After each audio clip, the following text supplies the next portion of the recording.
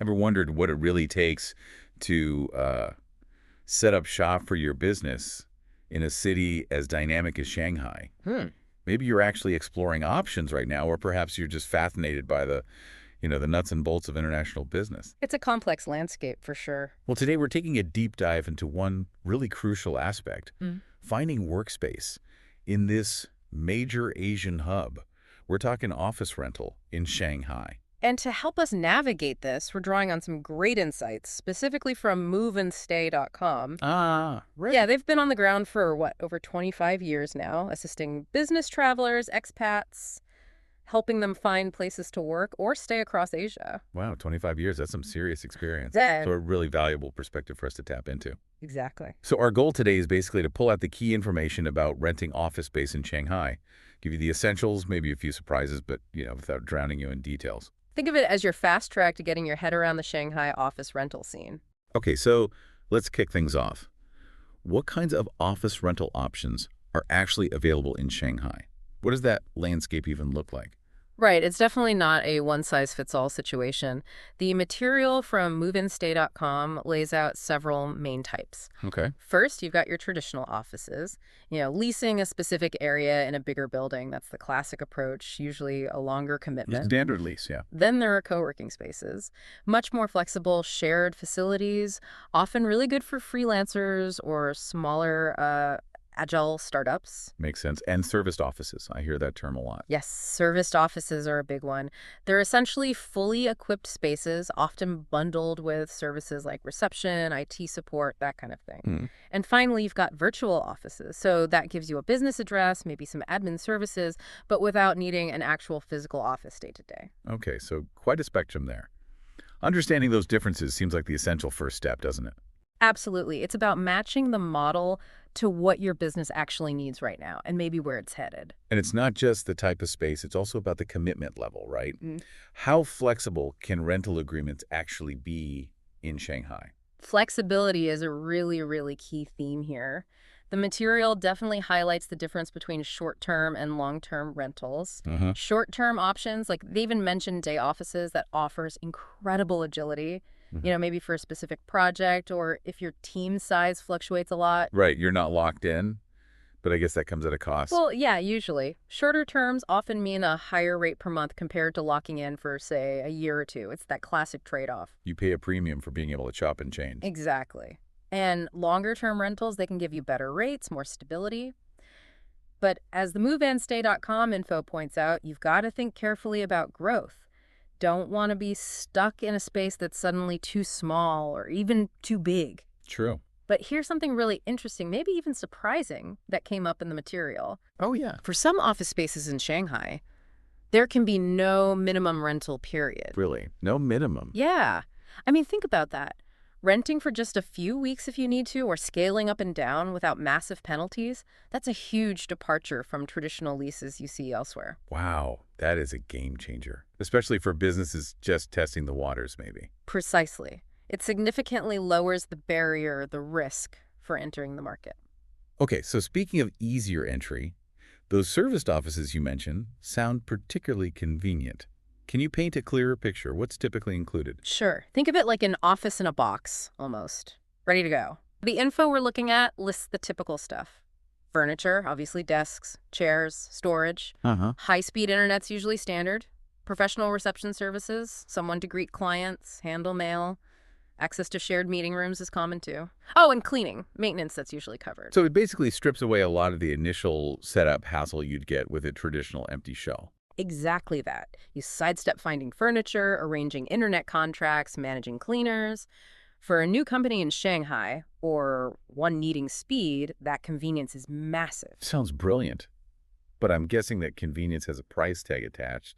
It's probably more expensive than just renting an empty space. That's the key trade-off, yeah. The information suggests serviced offices can be more expensive on a pure square meter basis than a traditional lease. Right. So you really have to weigh it up. Is that premium worth the immediate functionality and the reduced admin burden for your specific situation and budget? Okay, let's talk numbers then. Costs. The info from moveandstay.com, referencing Regus data, Gives a pretty wide range for average prices. It does. The material mentions a range of roughly CNY 680 up to about CNY 3,580 per person per month. Per person per month, okay. But, and this is important, that's often based on longer contracts, like maybe 24 months. And of course, prime locations are going to push you towards the higher end of that range. Naturally. Location, location, location. And it's not just that base cost per person, is it? What other big factors swing the total price? No, absolutely. Location is huge. Yeah. An office in, say, Lujizui, the financial district, will cost more than somewhere further out. Makes sense. Office size, obviously. And the building grid. Class A buildings, newer, prime spots, top facilities that command higher rents than maybe older. Class B buildings. Right, the quality of the building itself. Exactly. Lease terms matter too. Longer commitments might get you a slightly better rate per month. And just general market conditions play a part. The material notes the industrial space market is currently quite tenant favorable, for example. Okay, now, this is where things can get tricky, right? The costs that aren't always obvious up front. Yeah. What are the typical hidden fees people need to watch out for in Shanghai? Yeah, this is super critical to investigate. Beyond your base rent, you need to budget for service charges. The info suggests around 32 to 50 per square meter. And what does it cover usually? Utilities? Cleaning. Typically, yeah. Building services, utilities, common area cleaning. Then there are administrative costs like stamp duty, registration fees for the lease itself. Yep. And for traditional offices, this is a big one. Fit-out costs can be substantial. How substantial are we talking? The material gives figures like 6,000 to 8,000 per square meter for designing, building, and furnishing a Class A space. Wow, per square meter. That adds up incredibly fast. It really does. Even if you source your own furniture, they estimate standalone costs around $1,350 to $1,500 per square meter. And don't forget things like low-voltage cabling, often separate. Plus, there might be different fee structures for things like office memberships. So those fit-out costs especially could be a huge, maybe unexpected capital hit if you're not prepared. Exactly. The absolute key takeaway here is understand all the potential costs up front, get a detailed breakdown, read the lease carefully, ask questions, avoid nasty surprises later on. Good advice. Okay, location is clearly a massive factor. Yeah. Let's zoom in on some of Shanghai's key business districts mentioned in the material. Maybe start with Jing'an. Sure. Jing'an comes across as very central, growing fast, really popular. It's got that mix of high-end shops, restaurants, modern office buildings. You've got landmarks like West Nanjing Road, the Shanghai Exhibition Center, Shanghai Center there. Because it's so prime and in demand, rents tend to be higher. Right, prime central location usually means prime prices. Yeah. What about Zhuhu district? How does that compare? Zhuhu is also a major commercial area, but maybe with a slightly different vibe. It's described as having a mix of offices, big shopping malls like Grand Gateway, Pacific Sogo, but also residential areas. But maybe a bit more mixed use. Yeah, potentially.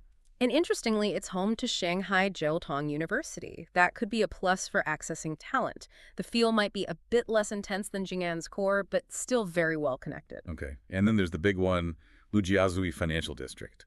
Sounds like the place to be for finance. Oh, absolutely. That's over in Pudong, across the river, developed specifically since the early 90s as the financial heart. Right, with the famous skyline.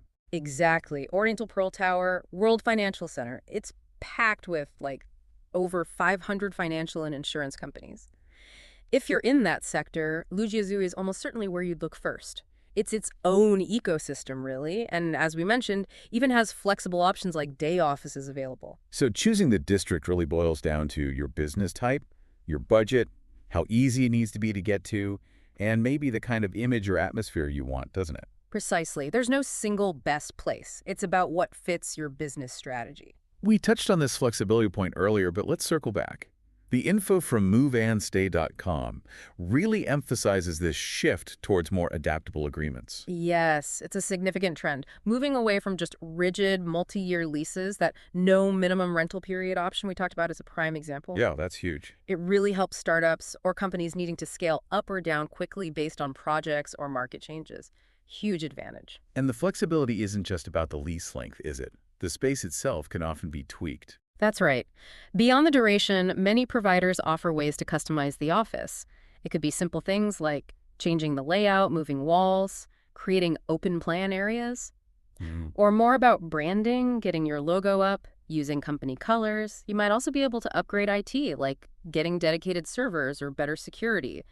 even selecting specific furniture sometimes. So you can potentially make the space feel much more like your own, even if it's technically a serviced or flexible space. Exactly. But, the options will vary between providers, and some customizations might cost extra. Always good to clarify what's included and what's an add-on. Makes sense. And don't forget those day offices, again, ultimate flexibility for just needing a desk for a short time or trying out a location before committing. Right. Okay, so say you found a great flexible space. What's the actual process for booking it in Shanghai? Is it straightforward? The material lays out a pretty standard process. First, you've really got to nail down your needs. Size, location, must-have amenities. Get your checklist ready. Pretty much. Then you start the search online platforms, maybe talk to commercial property agents. Then, a really crucial step, arrange viewings. Go see the places in person. Don't rely on photos alone. Definitely not. You need to get a feel for the space, the building, the area. And while you're there, ask loads of questions about the lease, what's included, any extra costs. And assuming you find the perfect spot. Then you'll likely need to provide documents, business registration, maybe financials. Expect to pay a security deposit, usually a few months' rent, plus the first month up front. Standard stuff. Yeah. And the advice is strongly to book in advance, especially if you need something specific or it's a popular area. Shanghai is competitive. How far in advance are we talking? Well, maybe a few weeks for short-term stuff, but for longer leases, giving yourself a couple of months is probably wise for the whole search and booking process. Might even give you a bit of negotiating room if you start early. Good point. And before you sign on that dotted line, understanding how to get out if needed seems critical. Absolutely vital. You have to understand the cancellation policies before you sign. What are the penalties if you need to leave early? Can you sublet? Get clear answers in writing. The info does note that service offices sometimes have more flexible cancellation terms than traditional leases, which is another potential plus. But if anything's unclear, get legal advice. Always. Okay. Beyond just the walls and the lease terms, the included amenities and services play a big role in how well an office works, right? Oh, massively. They can make a huge difference to productivity, employee satisfaction, everything. Especially with serviced offices, the package matters. So what are the typical things you'd expect? Well, the info lists things like reception services, greeting visitors, handling mail. Office furniture is usually standard desks, chairs, maybe some storage, regular cleaning, utilities like electricity, heating, AC. But you do need to check the details, like is printing and photocopying included or is that extra per page? Little things can add up. And meeting rooms. Most businesses need those. Definitely. Service offices usually offer access to shared meeting rooms. You'd expect standard tech like projectors, screens, maybe whiteboards. Video conferencing facilities are increasingly common too. Right. And obviously, comfortable seating, professional setup. Just make sure you understand how to book them and if there are limits on how many hours are included in your plan. And probably the most crucial utility these days, internet access. Absolutely non-negotiable, isn't it? High-speed internet, reliable Wi-Fi that should be standard. Basic IT support for troubleshooting is often included too. What about more complex IT needs? Some places might offer more advanced support packages or allow you to bring in your own dedicated lines or servers, but that would likely involve extra costs and arrangements. Definitely something to clarify based on your specific needs. So it feels like getting an office in Shanghai isn't just about the physical space. There's some pretty big strategic upsides to being based there, right? Oh, huge strategic benefits. The material points out several. First, just its location heart of mainland China, fantastic gateway to the whole Asia-Pacific market. Key for expansion. Exactly. Plus, the city has incredibly well-developed infrastructure, transport, communications, all geared up for international business. And, as we've seen, the flexible workspace options make getting set up there more feasible. And what about finding people? The talent pool must be a big draw. A massive draw. Shanghai attracts skilled workers from all over China and globally too. So you've got this deep pool of experienced professionals plus top universities churning out grads. Access to skills is crucial. For sure. Having those universities nearby means a steady stream of potential candidates. And being in such a major hub must open doors for networking too. Absolutely. Shanghai is constantly buzzing with industry events, trade shows, conferences, huge opportunities to meet partners, clients, investors.